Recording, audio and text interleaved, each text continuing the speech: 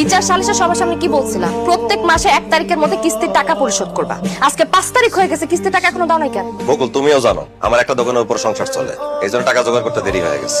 এত কথা আমি জানি না, কিস্তির টাকা জোগাড় হয়েছে কিনা সেটা বলো। এই নাও, এই মাসের তোমার কিস্তির 20,000 টাকা। এই মাসে দিতে দিতে তো 5 তারিখ করে ফেলছো, সামনের মাস থেকে 1 তারিখের মধ্যে কিস্তির টাকা পরিশোধ করবা। বকুল শোনো, কও। আমি তোমার কাবিনের প্রথম মাসের কিস্তির টাকা দিলাম, প্রতি মাসে কিস্তি চালায় যাবো। এখন কি আমরা স্বামী স্ত্রীর মতো থাকতে পারি? বাহ, শখ কত তোমার! 1 মাসের কিস্তির টাকা দিয়ে স্বামী অধিকার চাইতেছো। পুরাপুরি কিস্তি পরিশোধ না হওয়া পর্যন্ত তুমি আমার কাছে স্বামী অধিকার পাইবা না, আমার কাছেও আসতে পারবা না। এতদিন যেভাবে ছিল এখনো সেভাবেই থাকবে। তোমার প্রতি মাসে 20,000 টাকা কিস্তি দিলে 5 লাখ টাকা পরিশোধ করতে করতে 4-5 বছর লেগে যাইবো। এই সময়টা থেকে আমরা আলাদাই থাকো? অবশ্যই আলাদা থাকবো। আর তোমার যদি এত আলাদা থাকতে সমস্যা হয়, আমার কাছে আসতে চাও, তাহলে কাবিনের টাকা একেবারে পরিশোধ করে দাও।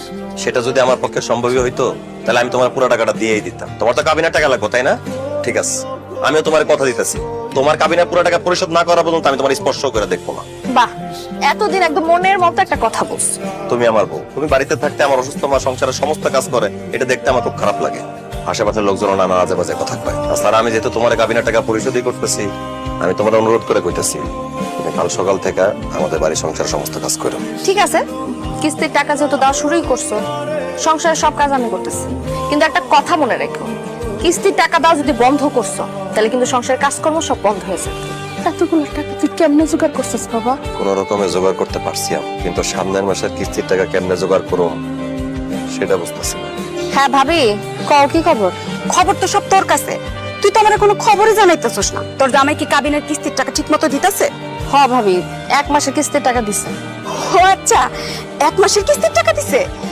এই টাকাটা কি করছস? টাকা আমার কাছে আছে ভাবি, সময় সুযোগ মতো আমি ব্যাংকে যা জমা দিয়ে আসবো। টাকা তোর ভাইয়ের অ্যাকাউন্টে গিয়ে জমা দিয়ে আসিস। খবরদার, টাকা কিন্তু হাতে রাখিস না, বুঝছস? আচ্ছা যাই হোক, মাস তো আরেকটা শেষ হয়ে যাইতেছে। এই মাসের কিস্তির টাকা দিছে? না ভাবি, এই মাসে কিস্তির টাকা তো এখনো দেয় নাই। দিব কেমনে? তুই তো কোনো টাইটই দিতে পারস না। শুন, এইভাবে তুই যদি কোনো কথা না কস তাইলে দেখবি এই 2-1টা কিস্তির টাকা দিয়ে আর কোনো টাকাই দিব না। একটা কাজ কর, আজকা তোর জামাই বাড়িতে আসার সাথে সাথে যেইভাবেই হোক এই মাসের কিস্তির টাকাটা আদায় করে নি। মনে রাখিস রে বোন, এই কাবিনের টাকাই তোর একমাত্র সম্বল।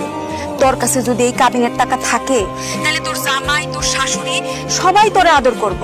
শ্বশুর বাড়িতে তোর একটা ইজ্জত থাকবো। এই জন্যই কইতেছি, কাবিনের টাকাটা যেমনি হোক বুঝছানি। আরে আমি তো তোর ভাইয়ের টাকাটা 2 মাসেই আদায় করছি, দেখছ না এখন কেমন সারাদিন আমার পিছে পিছে ঘুরে আর আমার কথায় উঠে আর বসে। ভাবি, তুমি যেভাবে বলো আমি তো সেভাবেই করি। শোনো, তুমি কোনো চিন্তা করো না, আজকে রাতে শুধু আসতে দাও। এই মাসের কিস্তির টাকা যে